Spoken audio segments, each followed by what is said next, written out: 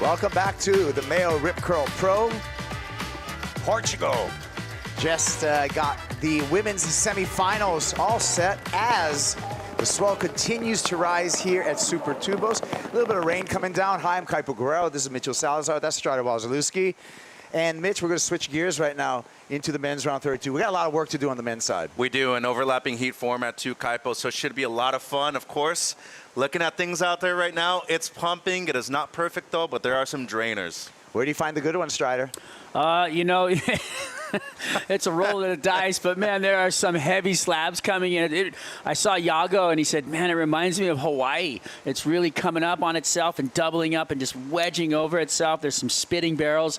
I think as the tide comes higher, it's going to get better and better. Yeah, we got a big tide change, so the water coming in right now should help out, but we have a maxing out swell happening right now. Like Mitchell said, we're starting the men's round of 32. First two in the water, that head-to-head matchup is going to be Ian Gentile up against Jack Robinson, and that is a great way to start it off as we switch gears into the men's. Well, fully coming down in terms of the rain too, Kaipo. Well, you're thirsty, just open your mouth, Mitchell. Jack Robinson, number 8 on the rankings, up against Ian Gentile, the Maui boy, who's got a replacement due to the withdrawal of Gabe Medina, Strider. Yeah, and he is an animal when it comes right down. We saw him get some amazing waves of pipe, backdoor. Out here right now, though, it is coming down, and it is slabbing out there. I mean, you can see the raindrops hitting the water. Looks like Ian had to come back to the beach. There might have been something that's right off the beach right there, so he might have had to come in, maybe a board change or something. This is what happened. First wave for Ian Gentile. You talked about the slabby waves, Strider. That cost a mayhem. It's Oh, he did have to change already. yeah, he broke a board. There you go. It looked like a little bit of mayhem at the bottom when he came off of there. He was like kind of like did a little wiggle. Looked like the water was kind of sent him sideways into that barrel and was unable to come out of it. And with all that water coming down, broke the stick. Maybe just a buckle, though. I don't know. We'll have to find out. Oh, my God. Bravo! Good Lord. Are you kidding me? He's right there. That's what we expect from Jack Robinson. That's his first go at it. That was a 2.83, all credited for the drop. Here's live action again. Jack Robinson. He's going to thrive in these conditions, get a couple pumps there. Decides to go for the completion instead, but I like what Jack Robinson's bringing to the table, Mitch. I like what I'm seeing just with the waves and the conditions. It is gnarly out there, gentlemen. Yeah, you know what? That wave that he didn't make, that we saw the replay of, reminded me of that heavy one that Griffin Colapinto got a backdoor. It just looked so heavy, and then just getting slammed right at the last second. I mean, it is guttering out there. There's a lot of water, sand blasting through. I mean, you're going to take some gas today. The issue is, though, Kaipo, not every wave's perfect. So it's not like you can read a certain wave just like any other one you're paddling out on. And I think when it comes to completions today, we're probably going to see a lot of incomplete rides. I wouldn't be surprised to see people winning with 10, 11 points, having a 7, maybe a 3 as a backup just because of that. 10s or 2s today, baby. Could potentially be that way. I like Jack Robinson right here, the 27-year-old out of Margaret River, Australia. He was a Portugal runner-up in 2023 when Joao Chianca took that win. But the one thing I talk about Jack Robinson, I call him the shaman because he has the meditation, but he also has this kind of spiritual connection. Let's see, Strider, if he can go out there and bend water. He's pretty good at it. We've seen him do it over and over again. He does have a knack for finding those waves that are going to allow him to get into the shade and get completely barreled and then slide right out. That last one, or that first wave that we saw of his, just looked radical. That was Crosby giving it a look. Saw that rain coming down. Dude, the sky's falling right now. Seriously, I hope you brought your Yetis to the beach because you could probably just leave it out for 10 seconds and that thing would be full. I'm calling it's good, though. These guys are going to get wet no matter what. That's so it's true. not affecting the surfers. The broadcast, we're in here nice and dry. For now. Oh, Mitch. No leaks so far. We're good. We are good. And winds offshore, that's really refreshing to see. So that's going to give us opportunity to this round of 32. Mitchell, this is overlapping heat format. You want to touch on that format? Yeah, so 40 minutes out there. That changes depending on the location and how good the conditions are. But basically, first half of the heat for the heat that was out there before will have automatic priority over the second heat that'll be paddling out, but simultaneous heats is the basic way to break it down. We'll have 2 heats at the same time, and of course, priority within each and every single one of those heats too, Kipes. And the first and the last heat have unobstructed For priority. 20 minutes, yeah.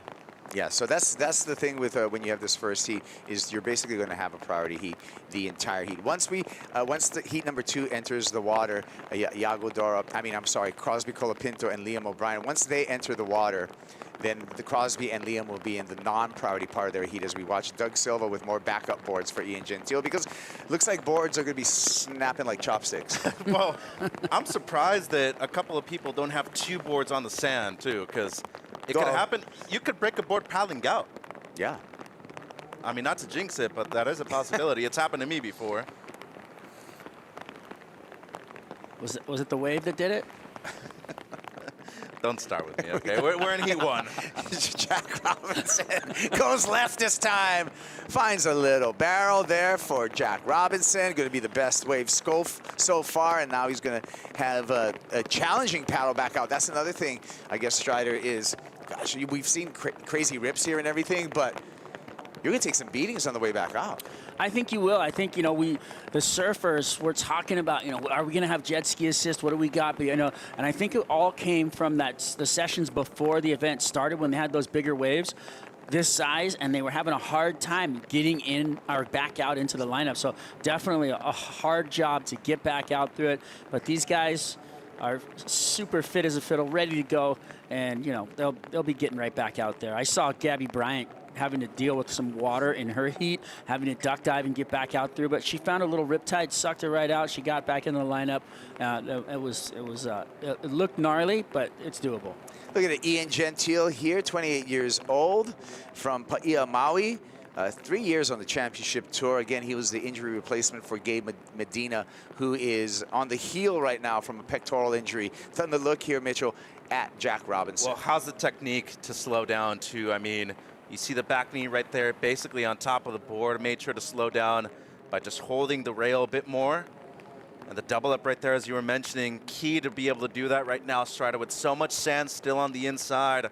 I feel especially with the size increase this afternoon, we're probably going to have to see that a lot more. Well, what I want you guys to really look at here as you're looking at these conditions is we got 2 different swells in the water. That's why you saw the waves doubling up over each other. We got a brand new swell coming in, overlapping the other one. So that's why the waves look a little disjointed. Since we're talking about swell, let's bring in a expert at what's going on with the swell, Surfline's Rob Mitzsteifer. Rob, you there?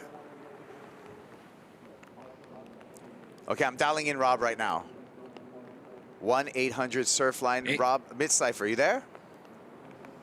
Yeah, Kaipo, can you hear me? Yes, we got you, Rob. What's going on in the ocean right now? It's changed drastically from this morning. Wow, yeah, you're spot on there. It's pretty interesting to watch the morning and now we're into the early afternoon unfold.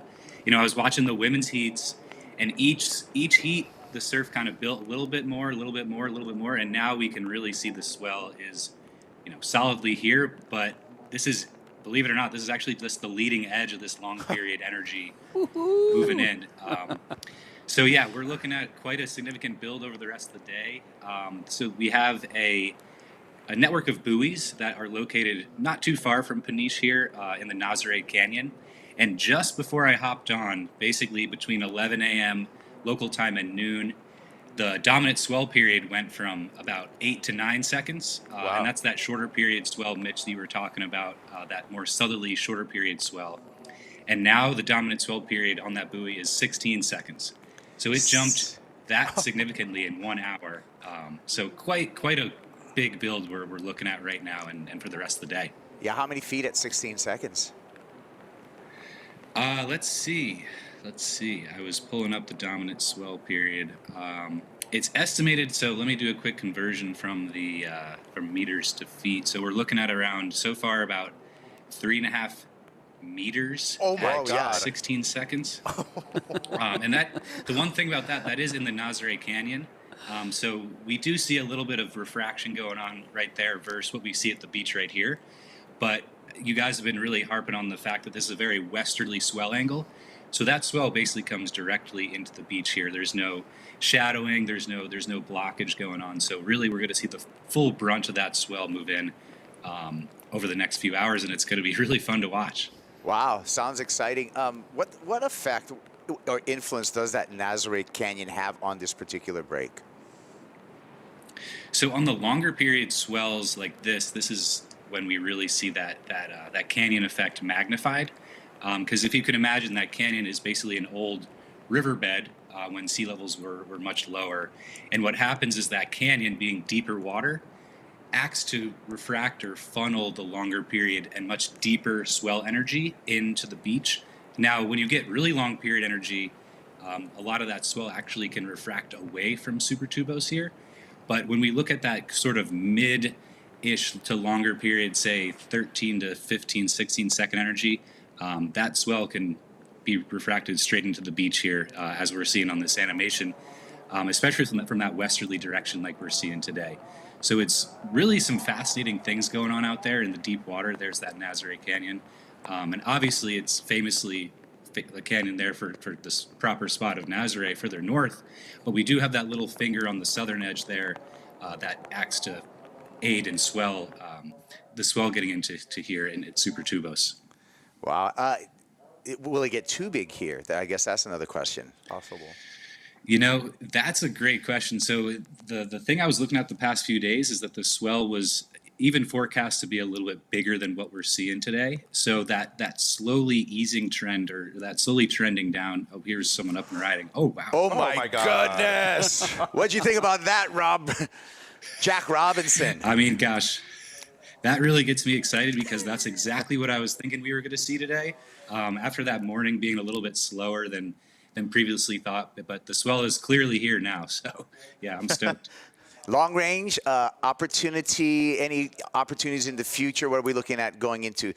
You know, we know had big storms coming that could shut us down, but what about what's the future look like for us, basically?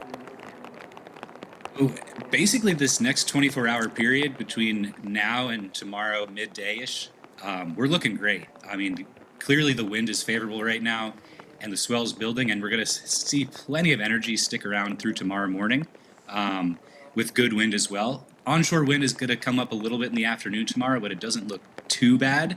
And then, like you said, that another storm coming through basically mid to late week.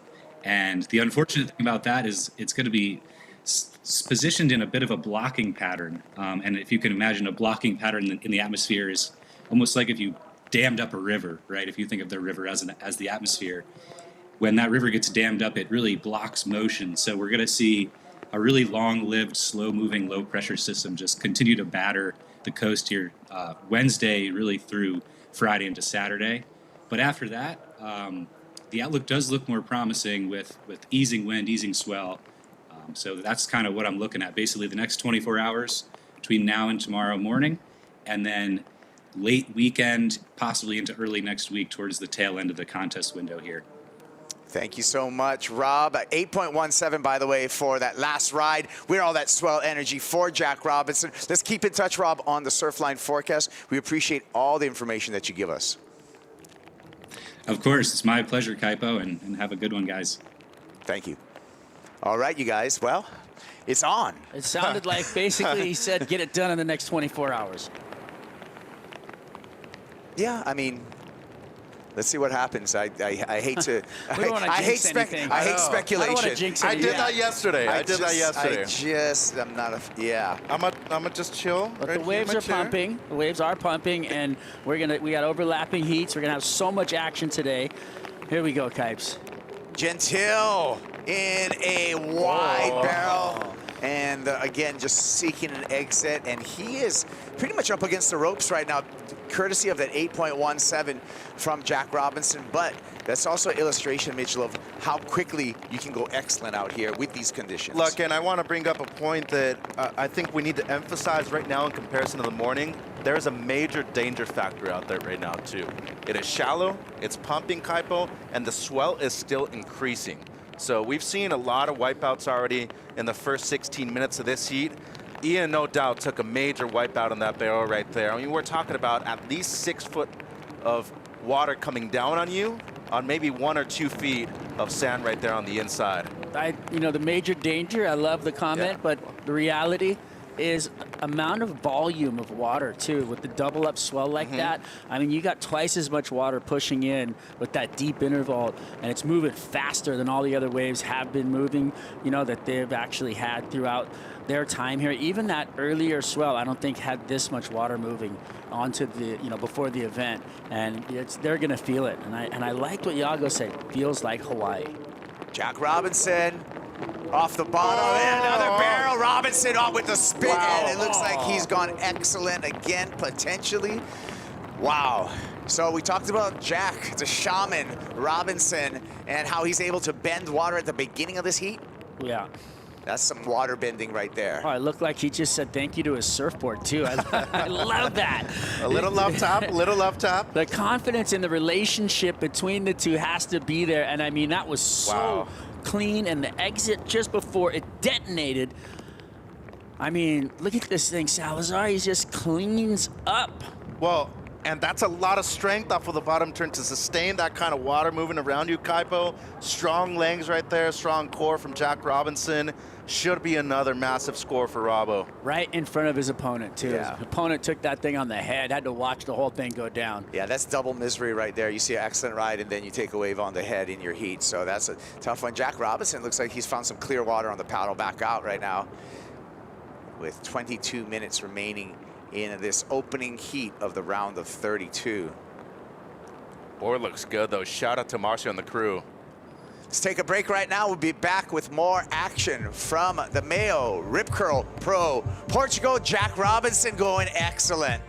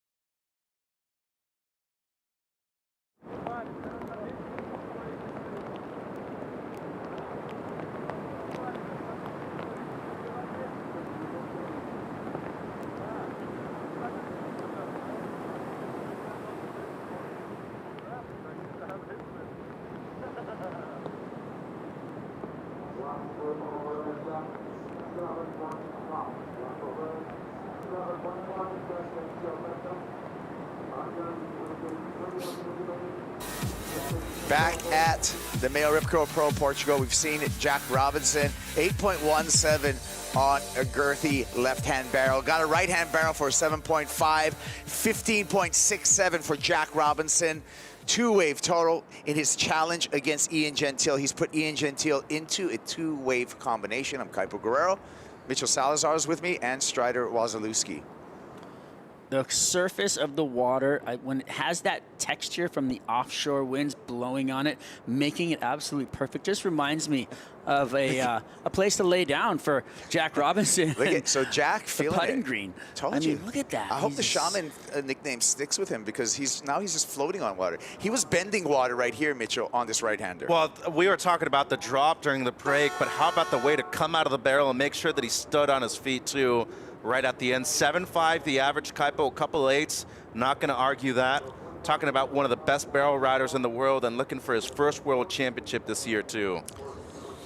There you go, yeah. Talking about heavy water. It's heavy water today. Water is heavy too. Cubic foot of water weighs 62 pounds.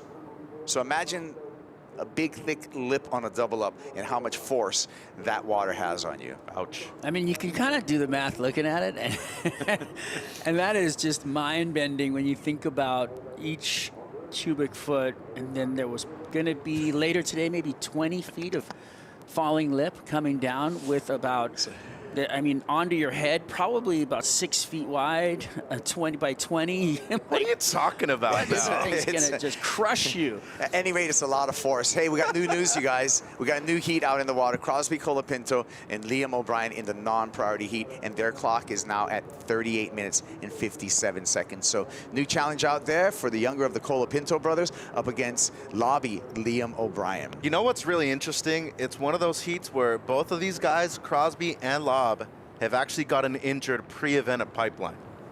Both of them had to pull out of the season, or at least the beginning of the season, because they got injured right before that event at Pipeline started. And it's not something you normally see, Kaipo, but both of these guys, Chargers. I don't think Lob made it back onto tour that year. No, either. you had to requalify through the Yeah. CS. Hey, I'm just getting news from Tours and Competitions Department, and they have activated jet ski assist. There you go. Smart move. Yeah, Renato's up there, and the boys deciding, hey, those paddle outs are getting kind of gnarly.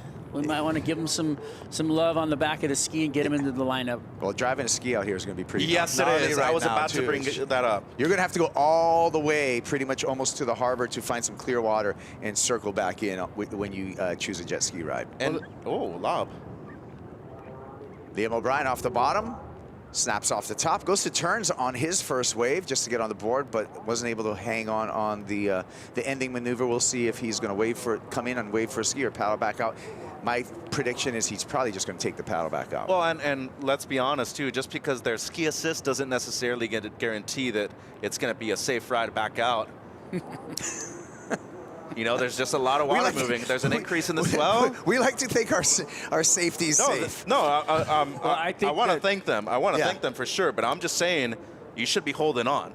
Hold on. It's big. There's a lot of water moving, and it's just one of those breaks where it's so shallow on the inside, a lot of things can happen. Well, I don't think they're going to side saddle or thigh ride that thing. I think they're just going to, they'll be holding on for life. But the guys driving those skis are the guys driving those skis up at Nazareth. They're really good. And they know this water really well. Yeah. So they know how to ride rough Yeah. water, which is definitely a skill set that, Yeah. I think Abe Lerner went over there and was like, whoa, this is heavy. Well, So the world's best understand how heavy it is. And familiarity, right, of a break leads to safety. And I'm Yeah. going to quote my cousin that I really look up to is Brian Keolana with the Big Wave risk assessment program that he puts on. And one of the key points that they make is safe zones, identifying danger zones, identifying safe zones, having a plan A and a plan B, and staying in that safe water. And I think that's what our water safety is going to apply to today's competition. I've done his course twice, and if there's one thing that he guarantees, the safest place is on the beach. So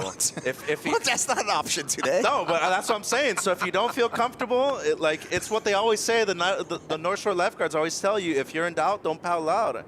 And just pointing that out These for all guys people don't have in the a choice, audience. though, yeah. Hey, I'm not talking about the athletes. I'm just talking about people No, that may in be general, thinking, yeah. you're making a public yeah. service got you, announcement. yes, We that got was you. a Jim. PSA. We got you.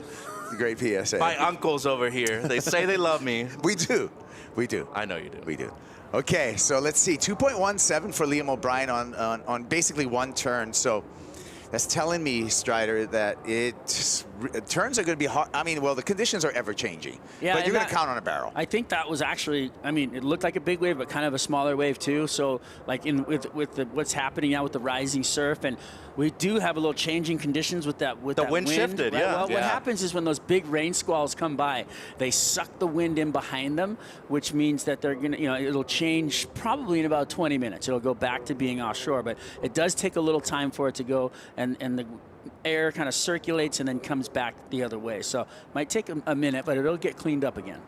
And so that's really just, you're going to have to do a lot of adjustments out there with basically, if we're applying a sports analogy to surfing, a playing field that's in constant flux. Yeah, no doubt. And, Gentile's great surf in these kind of conditions. He's made the semifinals over at Pipeline before, Kaipo, but the thing about pipe and backdoor, it tends to break in a singular spot for the majority of the time, we're talking about a beach break that has multiple different locations where you can take off on, and that's why I feel like Jack Robinson has really done his homework so far at the beginning of this heat. Got his 2 best scores in the first 16 minutes, has one of the highest heat totals of the event so far, Kaipo. And look at how close he is to Ian, knowing what he's capable of. Has priority over him, and he wants to stay in his vicinity just to make sure he's covering him. And in the second heat, Lobby just with the 2:17. It's been Crosby, our semifinalist last year, Kaipo. Hasn't caught, Strides, excuse me, hasn't caught a wave so far. Yeah, I mean, there's been 6 minutes off the clock for that heat, so it's not a huge wait. I think he's being smart. He's going to be selective and try to find something, you know, that makes sense for him out there. Maybe even just wait for the wind to go back offshore. Who knows? I like the Jack Robinson pat on the board earlier. He's like, yeah, this board, that's right. Good. There's the one. Thank you very much. You know, like he's just tuned in and so stoked. And I love it. I think it's a little tall tale sign of the relationship between you and your board. It's funny enough, I caught up with Al Cleveland Jr. earlier, and I said, are you going to ride a bigger board? You know, what do you got? And he's like, just 1 inch. It's 5'11". And I'm like, well, that's not much. He's like, well, you know what? Once you got it in your head about a board that works, you just ride it, and you know you have the confidence in it. And he said he rode it in the little waves, 1 foot, you know, 1 to 2 foot the other day, and then now he's going to ride it out here on the bigger surf. Well, that's already a step up for him, though. He was already riding that board just to make sure that it was working in these kind of conditions. Normally rides a 5'9" or a 5'10" Kipes. Lob staying busy. Liam O'Brien, couple of snaps off the top, and again, not able to hang on to the finish. But back to Al Cleveland Jr. Talking to Al, he called this 4-3 Pasquale's. Pasquale's in a 4-3. Kind of is.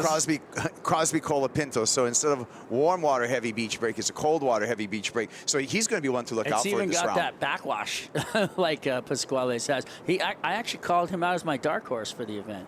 That's a good. I mean, he's going to be. I agree with you because he's going to be one to watch at this event. Here's a couple replays, Mitch. Yeah, just the one turn right there from Cross. Little late to the second section. I'm not minding this kind of strategy from both guys just because it's not guaranteed that you're necessarily going to get those perfect barrels or at least those barreling opportunities in your 40 minutes that you have out there, Kaipo. Might have to settle for a couple of 2 bangers right there on the backhand, but that win, hopefully, as Strider was saying, after this rain squall, it was nice to be able to see it swift offshore once again. But that being said, there might be some moments where you have to settle for a couple of those maneuvers on the inside, especially the smaller waves on availability. Yeah, I mean, when you're building a house, Mitchell, sometimes you use a hammer, sometimes you have to use a screwdriver. You got to use different instruments sometimes with the same result there as you're building the house. So you got to go into your toolbox right now and make sure you're applying the right strategy, because conditions have deteriorated in just 20 minutes. Yeah, and as of right now, how consequential are those 2 waves of Jack Robinson at the beginning of the heat? Amazing, right? Whoa. Let's see, did he make that drop? Oh my God, it's heavy. Yes, he did. The unveil, Strider. You guys were so surprised. Well, you could not see him from the other angle. I was like, yeah, he was on it. He killed it. Here we go, calling for the ski. Well, when you're in a heat like this, though, you can't really change up your tools, but you can, you know, use like a different your strategy. piece of wood. Yeah, you got to either grab a 4x4 or a 2x12, or yeah, you're building different parts of the house. So right? it's whether you're going to focus on turns, like Crosby clearly has identified, as well as Liam in their matchup, versus when we started that first heat where Jack Robinson and Ian Gentile were focused on barrels. Well, the tough part for Ian Gentile right now is he does not have the barrel opportunity to come back against Jack Robinson currently. At least for now, yeah, as you were saying. And Liam O'Brien coming off of that swell, the hurricane swell over there on the Goldie, Kaipo. He's been used to these kind of conditions for the last couple of weeks. He actually just dropped an amazing get it for some really proper barreling waves. Not that in this heat so far, but watch out for him. He's really talented when it comes to the barrel riding. And Crosby's no slouch either. I mean, you see that guy day in and day out on a proper day out at Pipeline, Kaipo. And overall, Strider, I think both Griffin and Crosby have made major strides and developments when it comes to their barrel riding abilities. Yeah, they've proven that they have the full package. I think that, you know, when it comes right down to it, you've had Griffin in there for a world title the last couple of years, but just, I think, mentally not all 100% there for the win for Griffin. And Crosby's shown some amazing strides out at backdoor. I mean, the barrels that he's gotten, the ones that he got in Tahiti. Yeah. Oh, yeah. Gosh, let's not forget. Sammy Pupo readying for heat number 3. It's going to be friendly fire for Brazil in heat number 3. It's going to be Iago Dora up against Samuka Sammy Pupo. And where the Pupos are from, Maresias, that is a heavy beach break too. Know how to surf a wave like this, Kipes? Same place as Gabe's from. Yeah, you know, Brazil has got so many different types of waves, and everybody kind of, I think in their Everybody head thinks has this like dribbly kind of like small wave, but it's place. not. There's so much surf there. There's slabs. I mean, it's epic points. There's epic sandbars, like you said, Maresias. Saquarema's gnarly. I mean, on the proper day out there, like that is a heavy wave too. It's the longest coastline in South America. Yeah. So there's a lot of stuff that can go on that Brazilian coastline. Noronha, that beautiful island up in the northeast, and of course to the south where Iago's from, and that kind of area, you have a lot of heavy beach breaks, and the water tends to be much colder than it is in Rio and Sao Paulo. Wow, I mean, I can't just overstate how important that 8 was to get Jack Robinson into a rhythm, and then eventually, right afterwards, was able to get the 7-5 strider. And you know what's even more impressive? Has to take a certain angle for the left, and then immediately right after takes a different angle for the right-hander. And I feel like, you know, Ian Gentile can get back into this thing, but he's going to have to be quick. I think he's going to have to go, I mean, with the wind and the way that things are right now, look at Jay Bottle is on the He's going to have to go above the lip, though, right? He's going to have to do some airs into that wind if he wants to start clocking up some scores. That's a big wave to do an air on, though. But the score you're going to get? That's true. Yeah, and you know what? One thing, and it's an open conversation, you guys. Ian Gentile is from Maui. He's from a pretty windy place to surf. So this is Maui glass right here.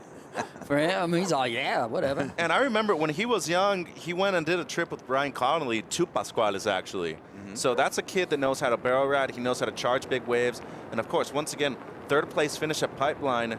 The guy's good in these types of waves. Unfortunately for him, it's been about 25 minutes since we've actually seen a proper barrel out there with a shift in the wind, Kaipo. Yeah. 2024, Ian Gentile making the semifinals over there at Pipe for the opener of that season. Well, we're under 7 minutes now, and now it's just not only are the conditions challenging for Ian Gentile, but so is the time. So's the clock. And if you're Robbo, coming off of your best performance ever at a basin, first time he's ever won a heat at a location like that, which is, to me, very surprising. Now you know what's on the line. You want to make it at least into the round of 16, but this is one of your better events. You've made the final before. Could potentially move up into the top 3 conversation, Kaipo, and especially heading into Punta Roca, where he's made finals day, the Australian leg. He's very dominant over there, so I wouldn't be surprised to see him make a real big push for a victory here. Oh, yeah, I mean, just power surfing and challenging conditions, you think about the advantage that Jack Robinson has. Here's Liam O'Brien on a frothy face. Liam with a couple of turns there, steps off of the DHD, and we'll see what he's got. Pretty small scoring affair between Crosby Colapinto and Liam O'Brien. Top score in that matchup is a 4-point ride for Crosby. Strider, here's a replay. Yeah, this guy always finds good waves. I mean, I know this wave is not like huge and perfect, but he's always on the open face. He's quick off the lip. He's, you know, he shows that he's, you know, he's fast. He always charges. He's got such a good package. He's kind of underrated in my book. I mean, not a lot of people, you know, like, you know, and the thing is, I don't understand how he doesn't get through more heats, because he's so savvy in heats and so good on the face and in the barrel. What you talked about earlier today, Kaipo, sometimes you make things look a little too easy, that are complicated, and it doesn't reflect in the scoreline. Yeah. Let's take a look at a recap of the heat, the challenge between Jack Robinson and Ian Gentile. Look at Jack Robinson, Strider. Oh, it just looks so beautiful and looks really clean and easy, but it's not. I mean, we know how heavy it is. I mean, in comparison to the conditions right now, how much has it changed, Salazar? Well, he took that wave so right there, and then Gentile tried to answer back. That was just the incomplete one, Kaipo, the 1.4, his personal best. And then right after the 817, Gentile on the paddle back out had to notice this wave from the front angle. Came in as a 7.5 and his backup as the moment. quite a backup. 7.5. Jack Robinson, nearly with a excellent heat total of 15.67. Anything over 16.2 wave total we call an excellent heat, but that's just borderline excellence right there for Jack Robinson. Actually, I'm just gonna put him in the excellent column, why not? Well, and he's a product of his environment too. Growing up in WA, you have heavy waves over there. We all know what the kid did to the, two-time world champ Philippe over at the box in 2019. And let's be real, when you look at these conditions like we saw as soon as the round started, he must have been one of those guys that you're looking to defeat. So, and you know what, just to reference WSL Fantasy, the second most popular picked surfer for the men's in WSL Fantasy is Jack Robinson. So you guys are, and picking well. Yeah, as the power surfer, I mean. So the power surfer being the surfer that you pick in your draw, and then also you assign only one power surfer, and that one power surfer delivers you double points. Who's number one? I'm sure Italo Ferreira. Makes sense, for right? obvious reasons, being number one in the world But at I'm the going to moment. tell you about WSL Fantasy. I've just had a talk with a fantasy fan, is when you make the obvious choices, that's not how you win. Because, he was telling me, like, I didn't pick Italo because I know everyone else is going to pick Italo. I'm going out on a limb and I want to win, And so if the whole herd's going in one direction, you can't run with the herd and be successful. Competitors area looks like it's firing up. Everybody watching intently, all psyched. GP, Joel Vaughn. Vibes are high in there.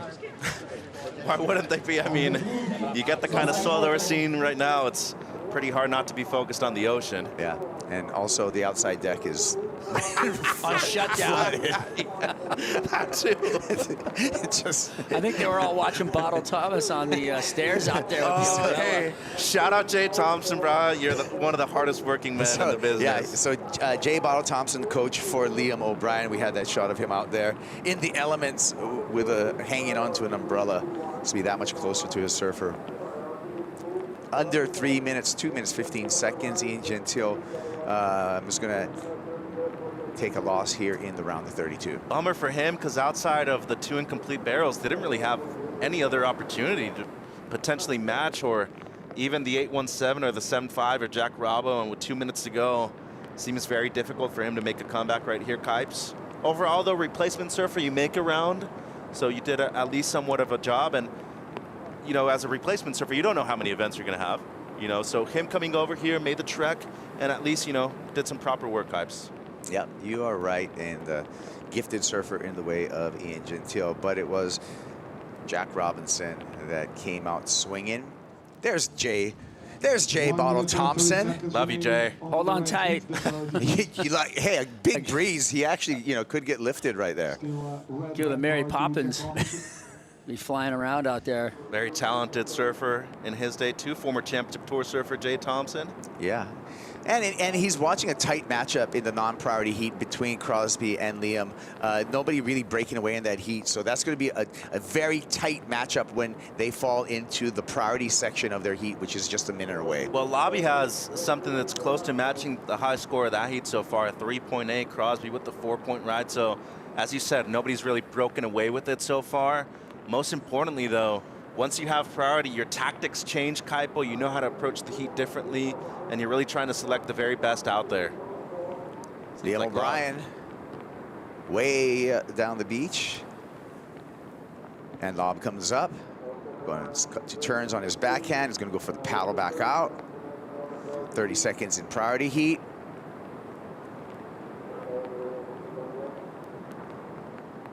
I like that if you feel it, you can just go for the paddle back out. You just never know. It can be, but you can look out there and kind of get that feeling, okay, I'm going to make it through this. I got this. And not only are these guys the best surfers in the world, they're the best paddlers and duck divers in the world as well. It could save them some time too, right? Yeah.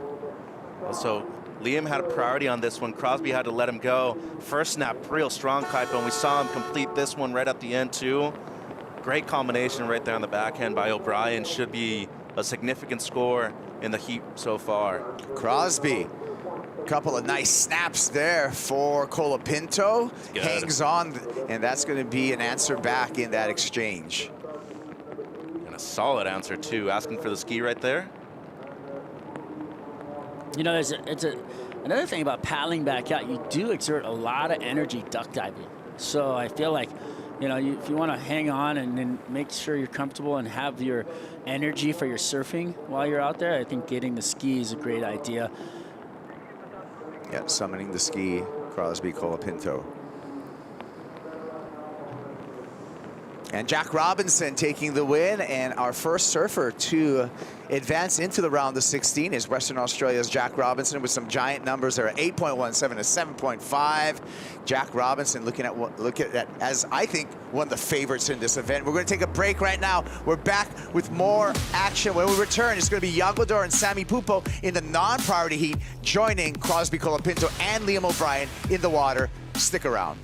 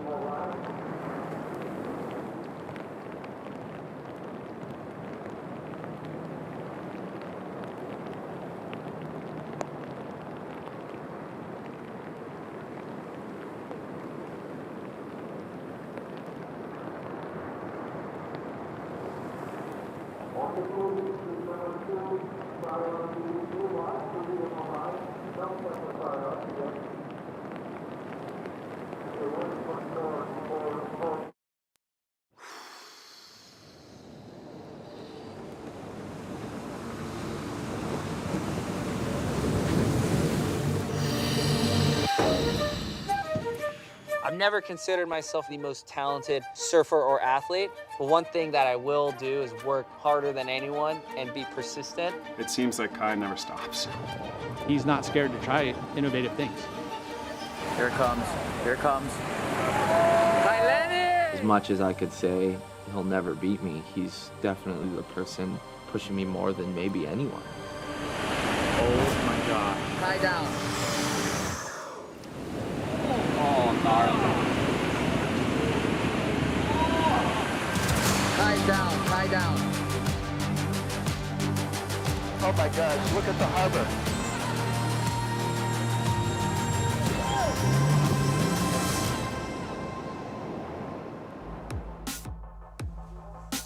Yeah, you can check it out on Red Bull TV, Season 4 of Life of Kai. New heat out in the water.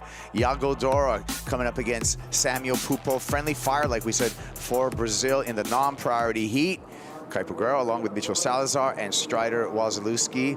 Thank you for joining us here. Day number 3 of the MEO Rip Curl Pro Portugal. And we'll see if we got a paddle right here. It's going to be Liam O'Brien. And Liam, unable to finish that off. He's currently in the lead over Crosby Colapinto, however. His high of 5.67. So that was on the left that we saw before we went to break. Kaipo, the best of the heat so far, and then Crosby answered back with a nice two-banger on the right. I like this wave, Strider. It seemed at the beginning he was setting up well for the pace at the end. Fortunately, just not enough speed when he came out of that on the IC replay. Overall, though, surfing well in this heat. Yeah, that was a vicious wipeout at the end.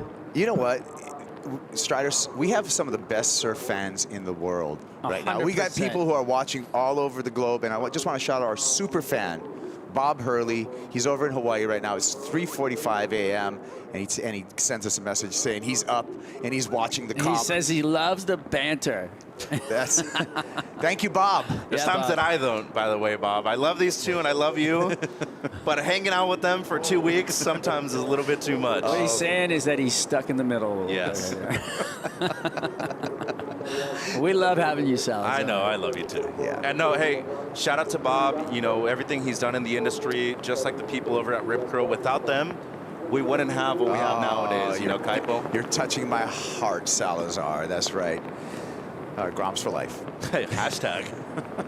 All right, so the non-priority heat that just entered the water, Strad, I want to get your thoughts on Yago Dora coming up against Sammy Pupo. Well, I mean, you know, these guys are so talented. They're uber talented. I mean, they've got so much firepower, both of them in big waves and small waves.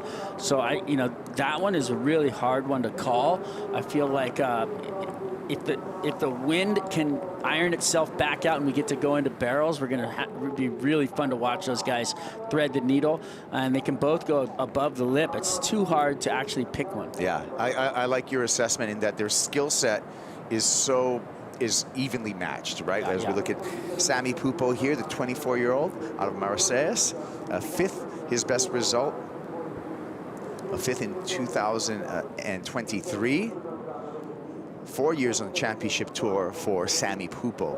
And he's won twice at the Challenger Series level here in Portugal before, over there in that Aceita.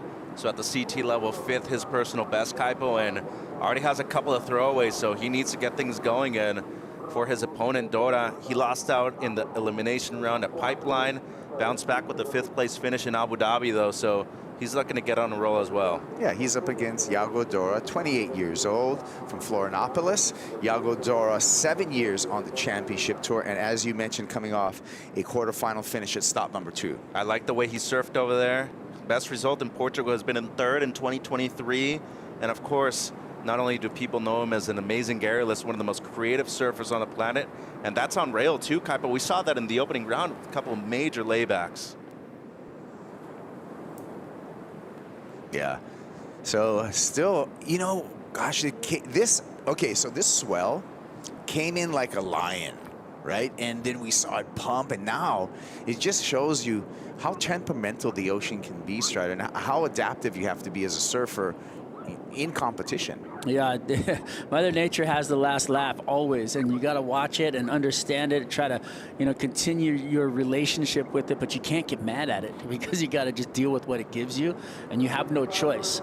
And that's what's happening out there right now. You just have to deal with what's at hand. And so, you know, the wind came up a little bit onshore. It's a little bit lumpy. The tide's getting full. The swell kind of backed off a little bit, but then it's going to pump again. You just have to be ready for anything that comes. Yeah, I mean, Surfline's Rob Mistifer telling us what hit the buoys, right? We have offshore buoys here, so buoys tell the truth.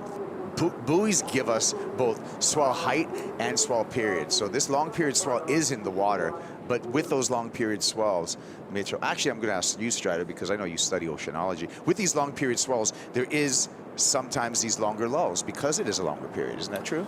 Yeah, you could say that. I think that once the swell kicks in though and starts pumping, you know, those lulls they kind of get less and less, and you'll see them just kind of. The lines won't stop because a swell like that at 15 seconds or 16 seconds, they're pretty consistent. Here we go. This is Sammy Pupo. Just grabbing his rail for a moment. Now he's going to switch to turns. You can see the backwash is going to come into play, but Pupo timing that backwash with excellent fashion. On a smart move right there, just to commit to the inside too. Didn't necessarily get properly barreled, Kipes. Oh, pulling in, and another, you could see the reverb coming off. I think that was Crosby Colapinto. Oh, that was gnarly. Riding a step driver by Matt Biolos too, so something just a little bit longer by today's standards. Yeah, let's hear from Jack Robinson. He put on a show out there. A show indeed, Kaipo. Jack's still processing it as you're coming in. Just tell me what it felt like for you in the water when those waves started turning on.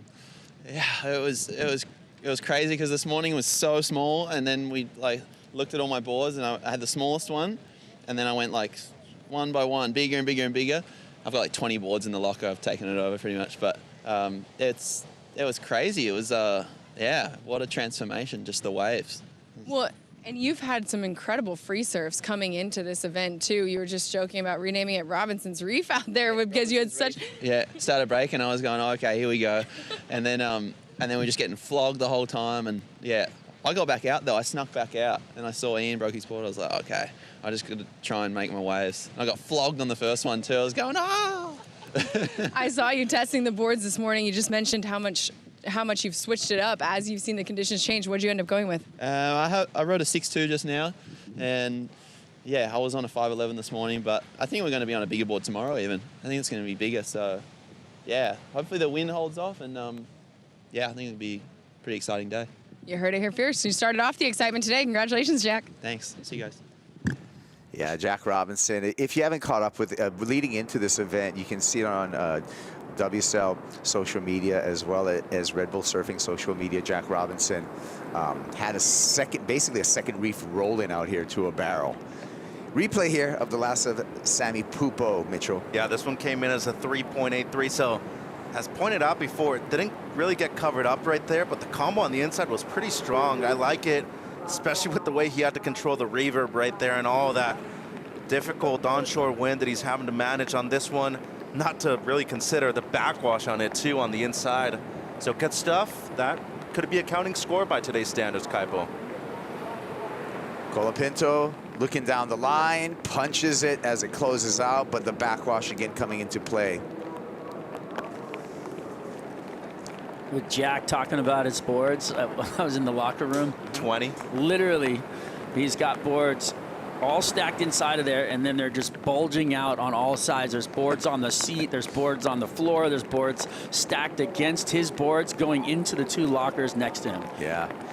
Sharp Eye doing some work there for Jack Robinson, making sure that he's got all the equipment. He's got his own model on the Sharp Eye surfboard brand, the Synergy. Well, very popular model. Well, and he definitely had that kind of synergy this afternoon with Super Duos too. But Kaipo, you were talking about him being a shaman.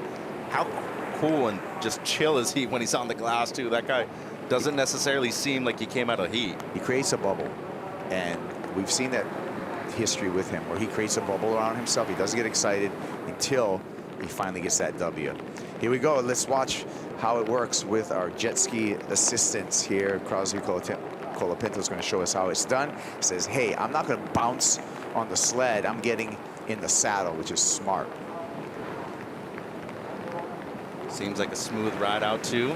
And you just take a few more seconds, Strider. You spend a lot of time on skis, and you get in that saddle rather than being and panicking and being on. Unless you're in an emergency, it's so much better for your body and your equipment. Yeah, your board bounces around on those sleds, and it really leaves a bunch of just like new channels on the bottom of your board, and it's unfortunate, but you really do. You lose a lot of the life of the board. And of yourself. It's tiring too. Oh. I mean, on your forearms, Kaipo, your shoulders, everything. That's 2016 at the Eddie Aikau on the back of that ski was one of the most exhilarating moments of my life. check out. I don't know where people would find that photo. Maybe on YouTube. Maybe on your own social media, Strider. It's Strider along with Abe Lerner and I believe Larry Haynes. Yeah, the late great. God bless him. Yeah. Love you, Larry. On a Waimea closeout, and you guys are. We had almost in the lip right there. We pierced through the top of the wave. It's kind of a long story, but we're not going to go there. Let's but not bring back the bad memories. The producer asked us to stay inside long enough to let everybody know what it felt like to get caught inside, but don't get caught inside. Oh, thanks. Thanks, bro. Pretty sure that was Milby. Shout out, Milby.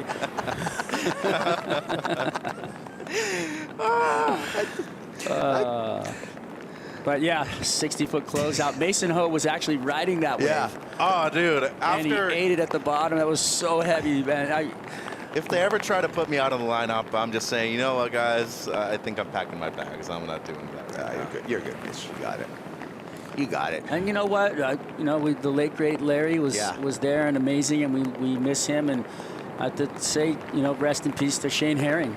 We lost a brother in competition that has been, a part of the World Tour for a long time in his right and his prime, and he gave it to Kelly Slater a number of times. Yeah, so it was, a great competitor. Yeah, we're one big family, all connected by the ocean. Here we go. With Sammy just up and out searching for something. Samuel Pupo is currently in the lead. Just because he's got the only meaningful score in the non-priority heat up against Yago Dora. Yago's just been patient. He's trolling the lineup, looking for something. The priority heat, Liam O'Brien in the lead.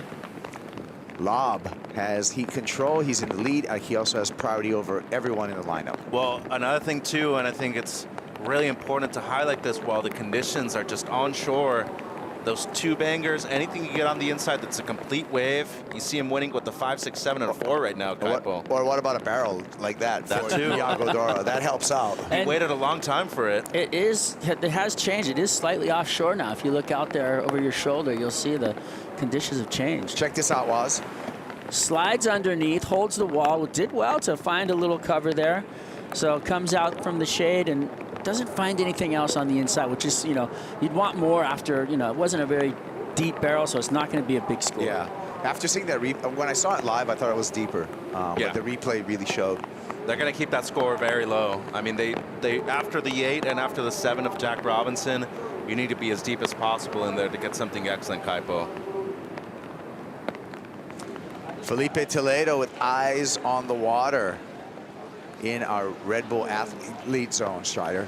Yeah, he looks intent on making some decisions there. There's a lot going on in the water, so there's a lot to digest as you're watching it. And, you know, I mean, watching everybody in that area this morning, it was interesting. You heard Jack talking about it. It went from like 2 to, 10 feet. Snapping off the top, Samuka Samuel Pupo, but again, just gets crunched at the end. He's going to get credit for that first turn. It's a quick turn. For sure, and a lot of speed with it, too. Miguel Pupo, Samuel's older brother. What a year he's had so far, too. Love the way he surfed at Pipeline, of course, over at Abu Dhabi. I personally really like this maneuver right here. Great selection when it came to the section. And Strider, unfortunately, comes unglued right here at the end. But overall, as Kaipo and I were talking about earlier, you get credited for what you did and not what you can do. Yeah, I like the turn. I feel like he could have just kept doing it instead of like trying to find that second one, because that section was so good and just it gave him so much opportunity, and it kind of came out of it thinking about another turn. You can see it. Yeah. We saw a short shot of Miguel Pupo, older brother. We're going to see him in heat number 14 up against Seth Moniz later on this afternoon. Seth's coming through, gentlemen, and right now Lobby with priority, and it's an important part of the heat, Kaipo, because Crosby here only needing a mid-5, and the one thing I think is emphasized today with the strong onshore conditions and the building swell, critical maneuvers, one-wave maneuvers will be counted and rewarded heavily. So, dude, Robinson's reef is breaking right now. Wouldn't be surprised to see Crosby try to go in a closeout and just bang one in, Kipes. Yeah, well, he is needing a score, and he's second in priority. Not that, unless you're sitting right next to someone, I don't know if priority. Oh, what started you there? I'm looking Mitchell? over my We just shoulder. looked over our shoulders, and it's not on the screen, but there's massive. Well, Robinson's reef. Let's talk about what's on the screen right now. I mean, 2 minutes. This set, even on the screen right now, is huge. I mean, it looks so much smaller than it actually is. Yeah, and the time ticking down for Crosby. You can see Liam O'Brien in pretty close proximity. Liam having the lead and priority over Crosby Colapinto. He hasn't tried to break away either. I mean, gotta at least try right here at the end. Doesn't need a huge score, but hard to get a banger out there. You know what I mean? You got to have something with some. It's got to give you enough time. Can't be a straight closeout, right? You got to find some sort of a corner that you can actually get up into the lip. But on a closeout, trying to ride out of those waves, though. You don't have to go all the way to the bottom, though. It has to be a mid-face bottom turn and just try to sell it as much as possible. And of course, ride out is the main thing. Yeah, lines here. I don't know if they're going to get here in time for Crosby Colapinto with just 45 seconds on the clock. And Lobby surfing a good heat. Making it into the round of 16 here would be huge. Got big schedule coming up, Kaipo. Great on that side of the load. He's made it to the semis there. Here's Crosby, though. Cros looking for a chance, and that thing just doubled up underneath him, so there was no way he had anything to do with that one. He's just trying to get away from Lob. That's actually, I think you're right. And he might have a double up option right here, Kaipo. Looking for a corner here. He's got to go. Some nice gamesmanship by Crosby Colapinto, giving himself a chance. But, yep. He went for the full bottom turn instead of the half bottom turn, like you said, Mitch. Yeah. Unfortunate. I don't know if that wave was going to give him really the opportunity to ride out of it either, though. But good stuff. Lobby, he's moving through, Kipes. Yep, Liam O'Brien on to the round of 16, where Liam will be matched up against Jack Robinson when we get to that round. A grindy affair for Liam O'Brien. Just 9.8 two-wave total, but that was enough to have the surfer from Burley Heads advance into the round of 16. Here's a replay of Sammy Pupo. Yeah, backwash really being a big factor right now this afternoon. Swell still on the increase, but at the moment still leading the heat over Iago with 7.1 heat total, just a couple of threes in a scoreline.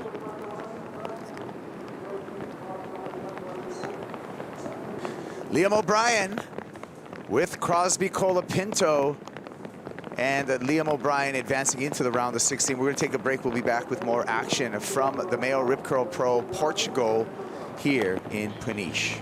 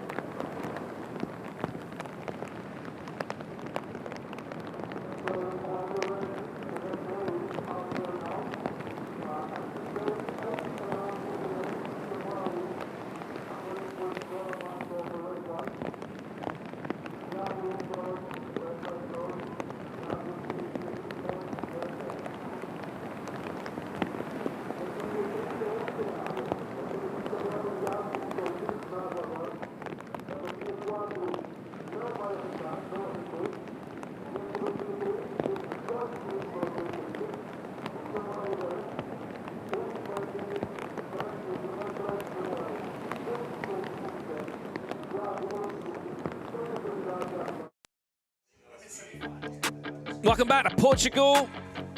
The rain's hammering down on and off. The swell is absolutely pulsing here. Big sets crunching through. You can almost feel the beach shake at the moment by some of these explosions. Jesse Mendez, it's really big out there. It's actually a little scary. It's massive. I actually just crossed paths with Luke Egan, and he looked at me and he was like, "You don't miss being out there today, right, mate?" And I was like, "No, not at all." I was actually just talking to, I told him I was talking to Alejo and Miguel. I was like, "There's sometimes I miss so much being out there, but today's not one of them." Like we want big swell. We're hoping for a lot of energy, but when a swell comes up this fast as well, all that energy, the water doesn't really have anywhere to go, right? And that's part of the reason why it's so hard out there. It's just sketchy. Like it's pretty big right there. It's the biggest day we've probably had out here in a while, and it's just coming in kind of very straight, like you mentioned. Like I think we have a 17-second period swell coming straight from the west, so it hits it straight angle here, and it's very thick out there. Amazing, isn't it? We've been watching our Surfline forecast and dialing into it. It's been changing quite a lot really throughout the lead up to this day, and we've been surprised by some sort of switches in the wind and things like that, but this forecast was absolutely bang on this morning. We were like, are you sure it's going to pick up that big this afternoon? Yep, they were sure. And it's here, the swell very much in the water. Iago Dora, and a little grimace over the left shoulder as he looks back at the beach and surveys what's going on the inside. Samuel, couple of threes for him. Similar number for Iago at the moment. No one getting one of those crazy ones. Robbo set the tone at the start of this round, getting really big numbers.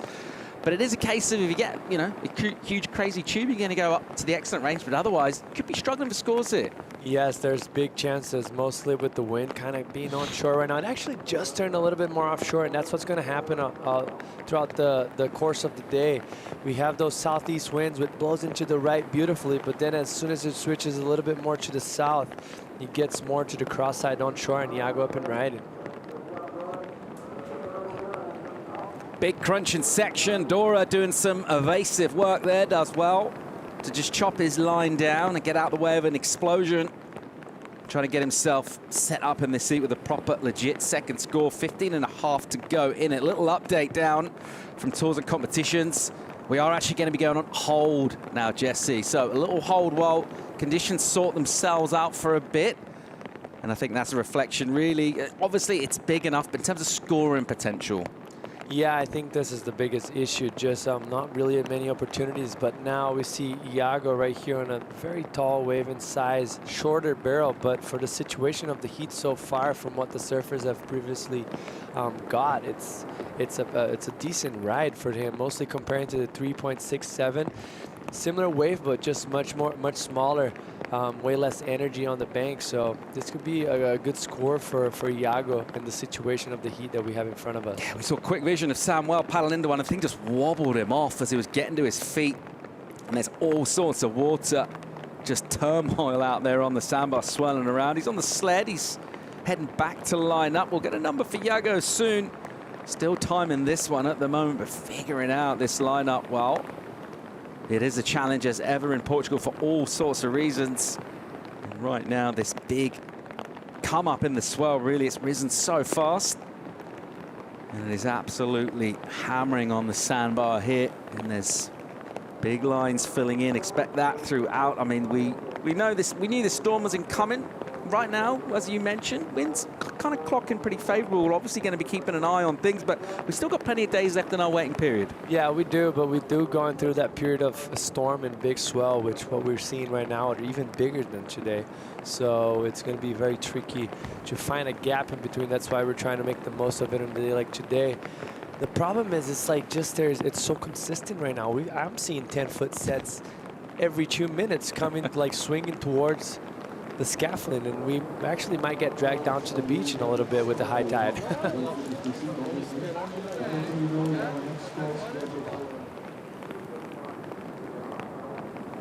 A little bit of sunshine might try and poke through. We're still getting a little bit of a downpour here. Real close to these frontal systems from this storm.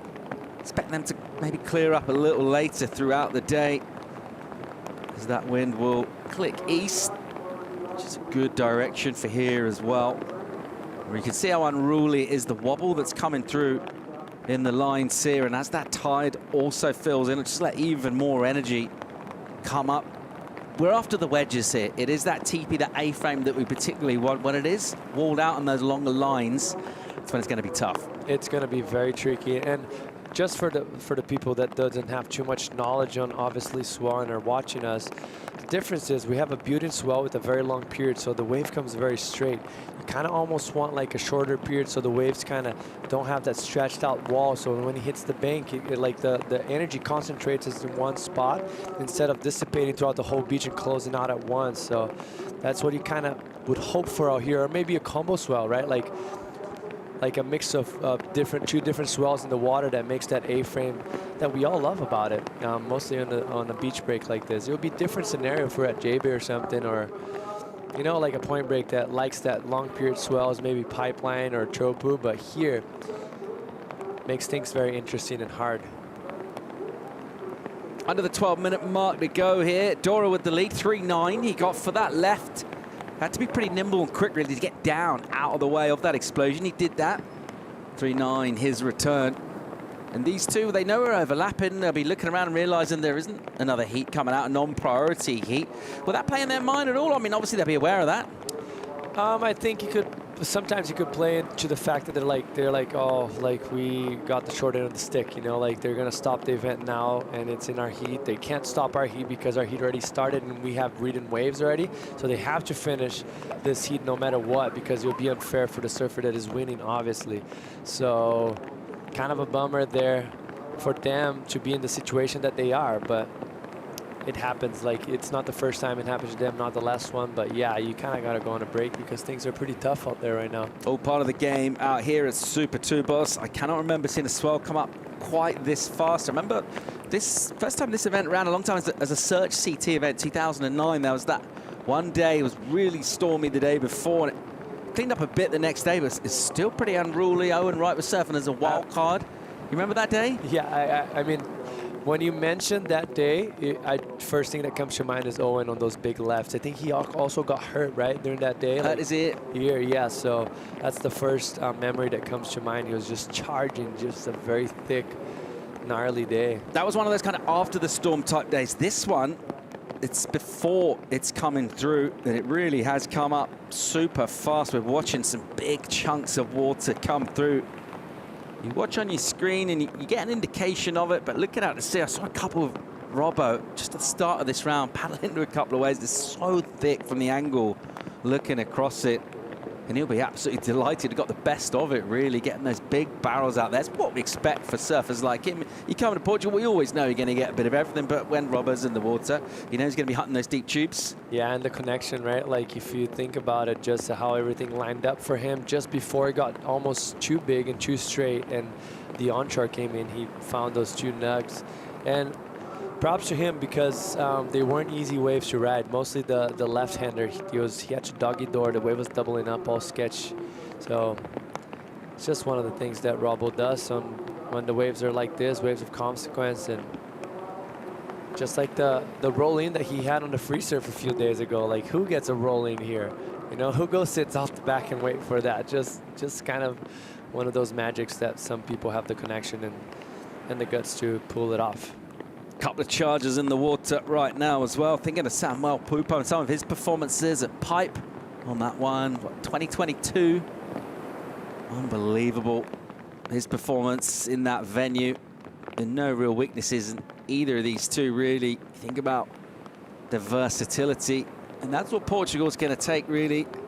Name of the game. You've got specialists at various things, but been able to tick all of the boxes here to put an event together to go all the way for a win. When we eventually do get narrowing it down to finals, we'll have been on a journey. Right now, we're looking at Dora trying to get involved. A little wobble as the wave goes underneath him. Didn't actually provide a lot. Staying in position now, Jesse, as well. We've been talking about the rips throughout the week, but right now, if you get on the wrong side of one of those torrents of water, that's going to drag you way out of position. Yes, it will, and him just right there, just trying to find a smaller wave that has a little corner, you know, maybe the little leftover swell from the previous, just trying to find something of substance out there. It's not easy.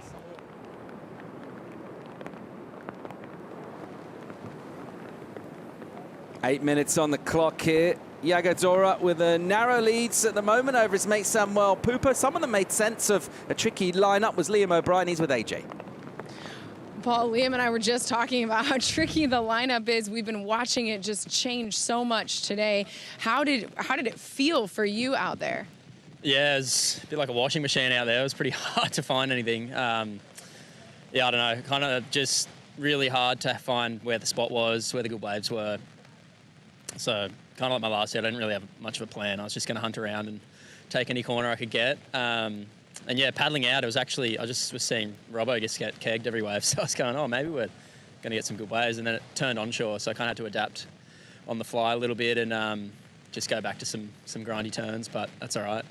Well, back-to-back heats, you've had to adapt. How much confidence does that give you moving into the next round that you can figure it out no matter how the waves change?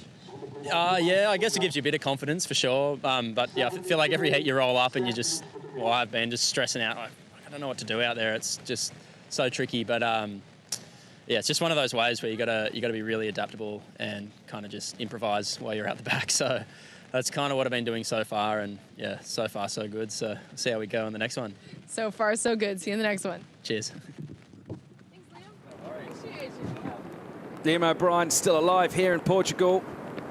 Great chance for him in this event, because things will start to open up later in the draw for him. He'll be gaining confidence as he makes through the rounds and getting the rhythm with the ocean out here, and just overall the feeling of you come down to the beach with some challenges, you overcome then.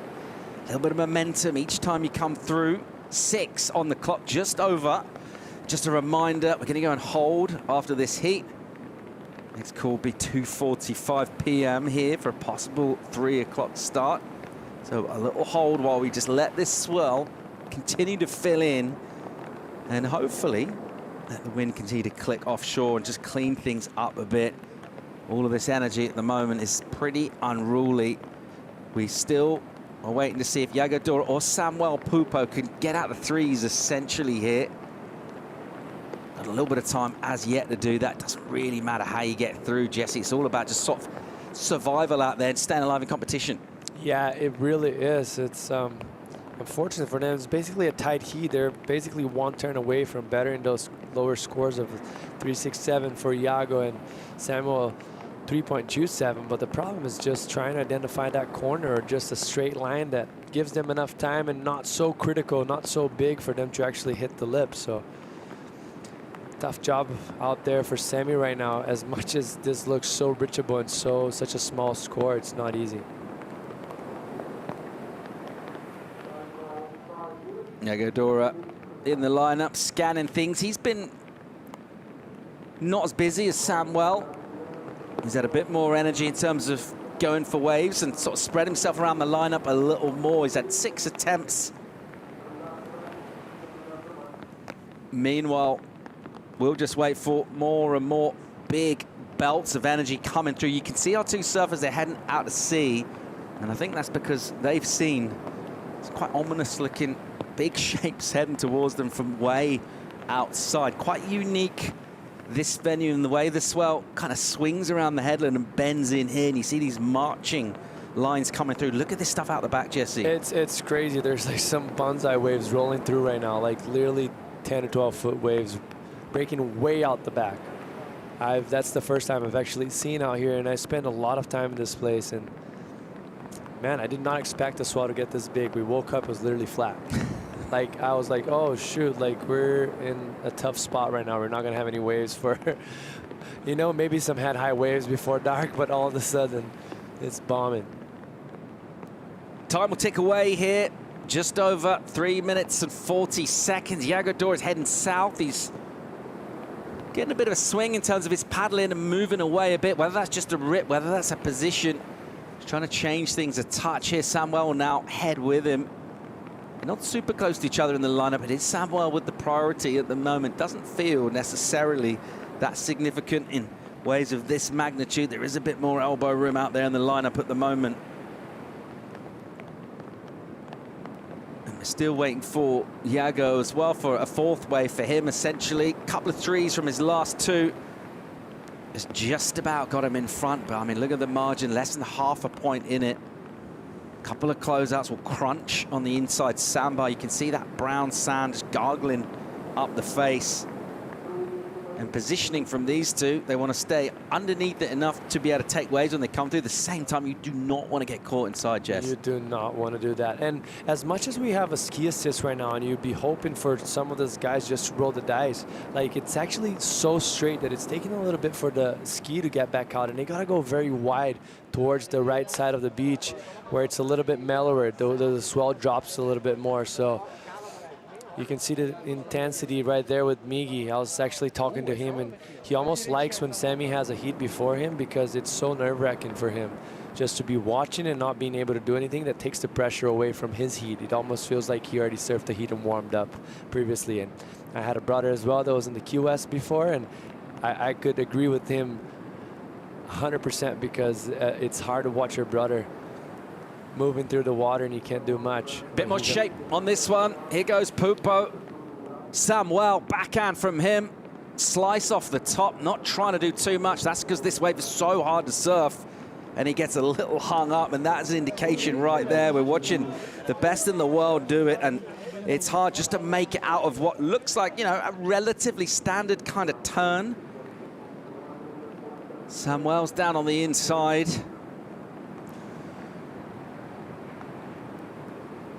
That was just a very foamy wave, and that wave was kind of splitting halfway through, so it's hard to get that vertical pocket, and all of a sudden it jacks up, and you have to go early because you cannot hit the lip. It's too strong and powerful of a wave, and then you try to, I mean, manage and get critical as much as you can, but just not being able to right there, Sammy. But for his luck, it seems like the ocean mellowed out a bit, and by the looks of things, where the ski drops you off, it's quite far from where Yago's sitting right now. It's more towards the right side of the beach, so he might have some room and maybe some time. You see Yago already starting to paddle towards it, but the ski tends to drop you off quite far down the line, so I wonder if Yago's actually going to commit for that paddle and get close to Sammy right now and play defense.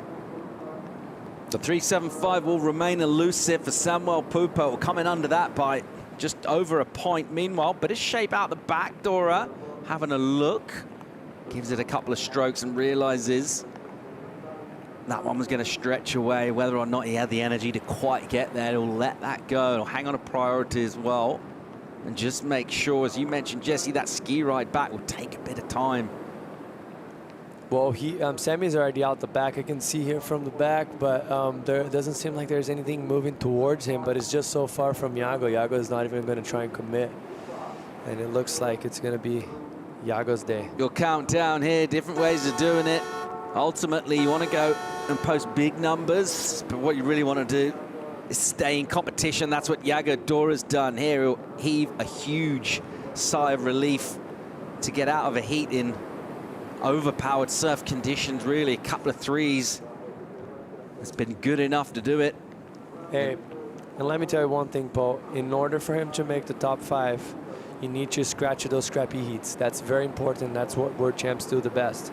They know how to beat you when you have 19-point totals, and they know how to beat you when you have 7.1 totals. So that's very clever from Yago to not get stuck on his own head, maybe bummed about the situation of them holding the comp off or putting on hold after his heat and just getting the job done.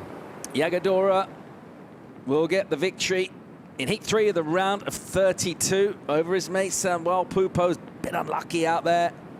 That's the way it goes sometimes. We're going to be going on a short hold here. We'll have another call, 2:45 local time for a potential 3 o'clock start. We're going to let this ocean just sort itself out, really. Try and be a little more cooperative in terms of conditions from the wind as well that's grooming it, as well as the swell itself and all of this energy. Because as it makes its way up the sandbar here, there's just not really many places for that water to escape, particularly when the swell is on the rise so quick as it has been today. As Jesse was saying, it was completely flat this morning, like knee-high when we came down before dark. Very different picture at the moment. We're going on hold here. We're going to go to a quick commercial break. We'll be right back.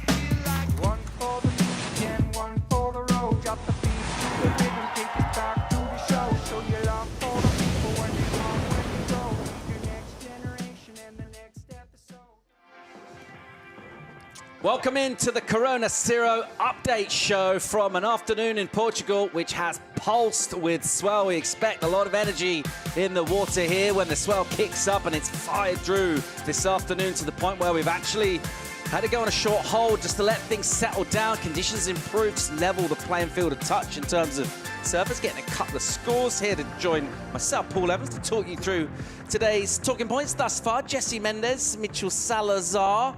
Wow, a lot happened. Things escalated. You know what's so crazy, too, is that we went from Heat 1 being so great and absolutely massive to all of a sudden it being too big. And that second reef that Jesse was talking about, I have not seen that wave break either. It's big out there, gentlemen.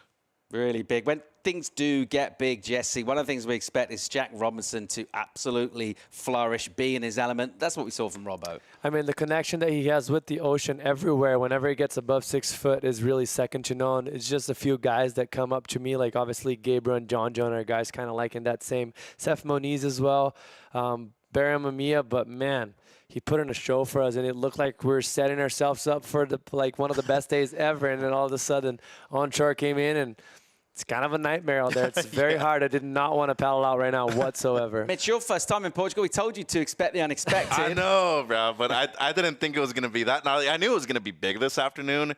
That's kind of like consequential right there. I was thinking to myself, do I even want to surf right now? Like, that's how gnarly it was. And just seeing all these guys come in, Jack seemed like he was really elated, and a good amount of energy that you have to expend out there this afternoon just to be able to get back out.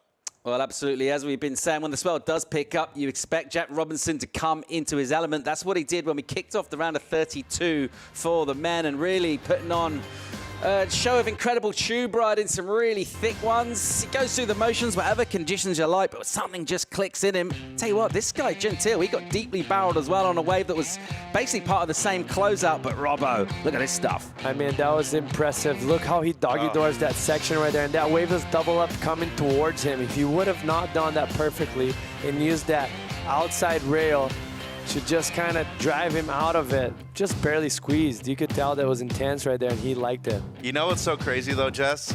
It takes a large amount of strength to be able to sustain that impact of the lip line on you. And props to Ian. I mean, he tried. He had a couple of barrels at the beginning that he just didn't make out of. And that wave, Jack Robbo, his 7.5 ball, he caught paddling back out, too. Opted not to take the ski, was able to get that wave, and guess what? Had it close to an excellent heat. Love what I saw from him. Jack Robinson absolutely delighted with his efforts out there.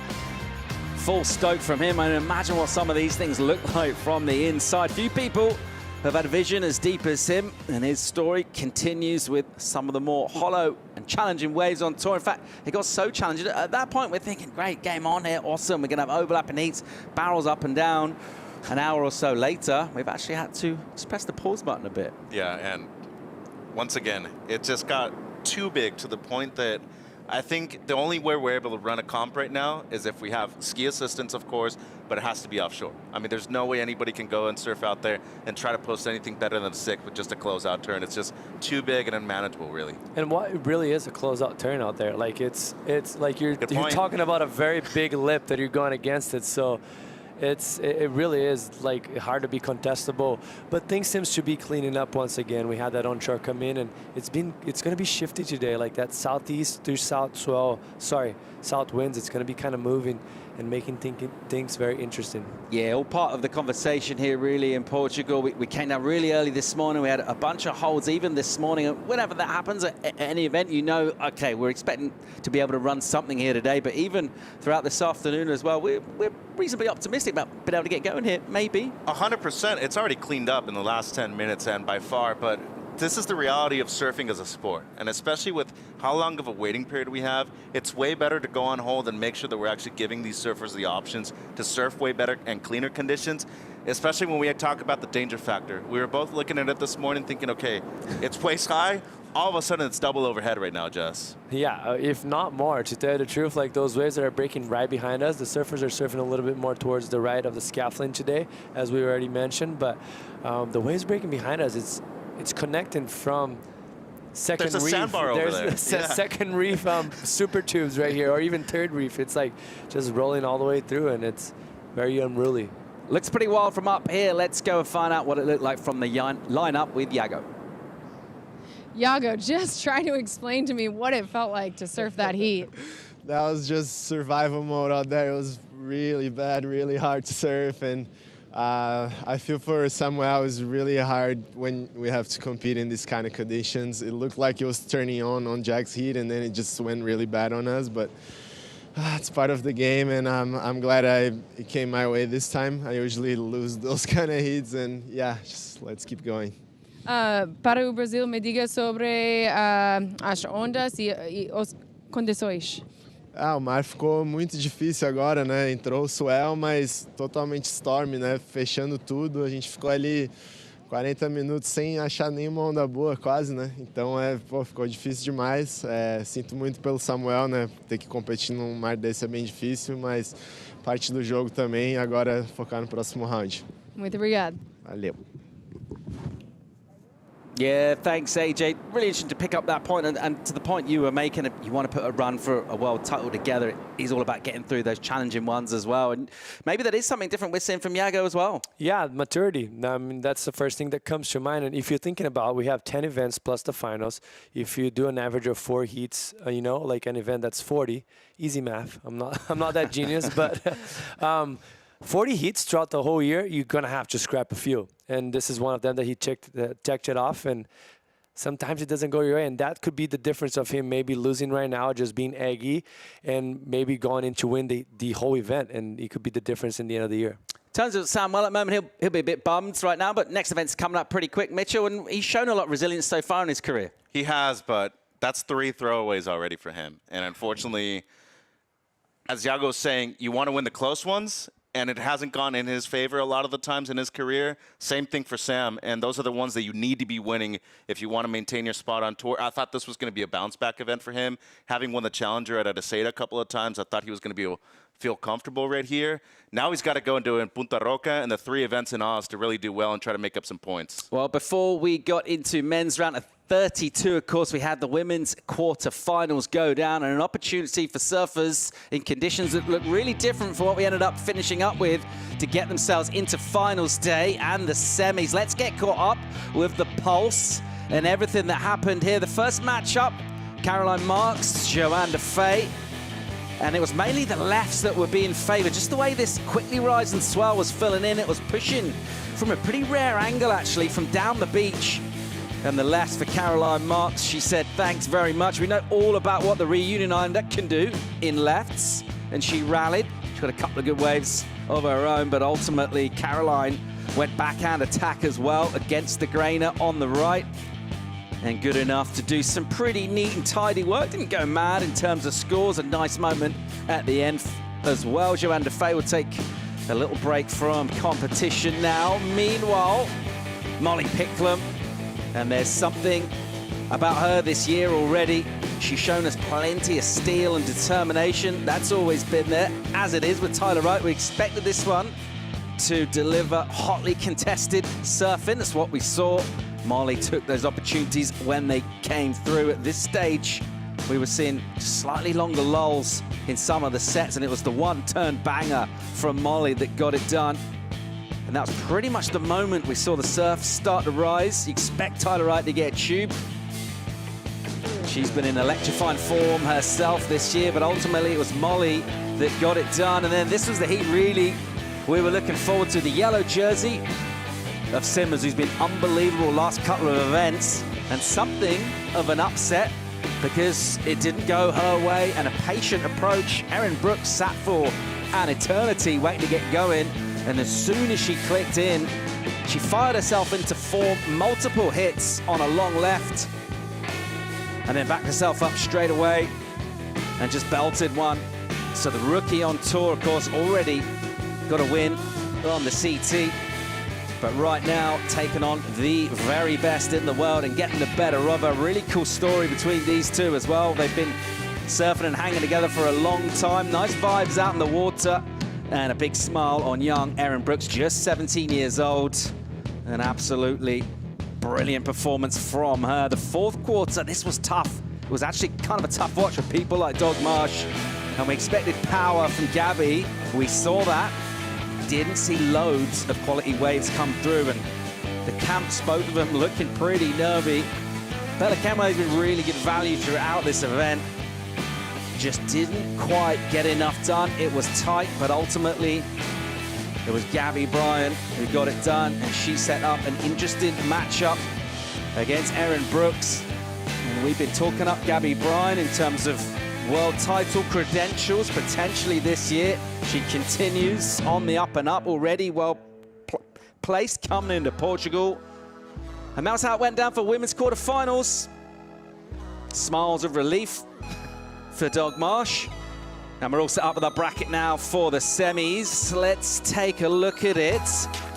What are we seeing here in terms of those two? Caroline Marks, Molly Pickham, no real surprise there. But again, seeing Erin Brooks already this season, her results are getting better every event. I mean, this is a good event for her to win. I really feel like she's in a good rhythm. She's surfing faster than everyone. I have no doubt on that. And just the way she's cutting the water. It's going to be a different game tomorrow if we ended up running it, because it's going to be much bigger than what she surfed it so far. But she's been on it there. Mitch, we talk about people peaking on finals. They're the very best to do it. Thinking of a former world champ, Caroline Marks, we haven't seen like massive numbers from her yet. That's a strong point right there. And another thing to consider, too, is that all four of those ladies are under the age of 25. So we were talking about the old guard kind of just passing through right now. Now we're definitely seeing the young generation relish. Of course, conditions may be favorable for them, but that doesn't mean that they don't have the talent and they don't have the experience. Every single one of those surfers has already made it to this point, and all of them, a lot of them have actually won events here at the CT level, including Erin Brooks as a wild card over there in Fiji last year, Jess. Yeah, like, I mean, she's obviously a phenom. Like, there's no one that is going to go against me on that one. Like, they're just the way she surfs, it's pretty impressive. And she's very competitive as well. Like, it's kind of like some people are born with it. Some people have to learn how to become one. And she's one of those persons that seems like every time she put on a jersey, she's, like, on point. Like, she's on fire. She has a lot of energy, and it translates to her scores and how she does well in the events. Yeah, and speed definitely is your friend at a break like this, and that's why I feel like she's done so well in the past few days, Paul. We all know what it feels like for fans when events go on hold. You're kind of, you know, thinking of something to do, fill the time. What about if you're coming up in one of these next heats? What do you do now? You banging on Renato? Especially in the semis now. Door, yeah, exactly. Like, what's going through the surfers' on mind? They're on hold as well, right? What's going through their mind? I mean, let me look back once again. It did clean up a little bit, quite a little from what we've seen it throughout the halfway through the heat with Lob, and then the heat with Iago and Samuel Pupo. But still, me personally, I wouldn't be so happy because it's so heavy out there. Like, mostly now, I guess I'll pass it to Paul. We've just had a fresh update from Tours and Competition. We're actually going to be off for the day, so we've called it for this afternoon here. We're going to come back tomorrow morning, 6:45 call for a 7 o'clock start, so bright and early tomorrow morning. We reckon it's still going to be pretty solid out there. We're hoping conditions will still be clean. There's been plenty of surprises in terms of what the ocean is throwing at us. Let's see what we get. What are we thinking looking at tomorrow, Mitch? I think there's a major possibility to not only retake the round of 32, I think maybe even going into men's quarterfinals if we run overlapping everything. The swell's obviously here. It's whether or not the wind cooperates for us tomorrow morning. Yeah, I think that's the biggest challenge, just the wind, how it's going to go. And I think the good thing about it is the swell is going to lose a little bit of power, so we're going to have more A-frame peaks all the way down the beach and not just so straight-handers like we're seeing it right now. It's very unruly and just hard to find any corners, so. We're going to come back tomorrow morning hoping things will settle down. One thing we know, Portugal always packs plenty of power and a few surprises in the mix as well. We'll see what we get tomorrow morning. We're going to send you out with some highlights. We'll see you tomorrow morning. Remember, at 6:45 call, 7 o'clock start. See you tomorrow.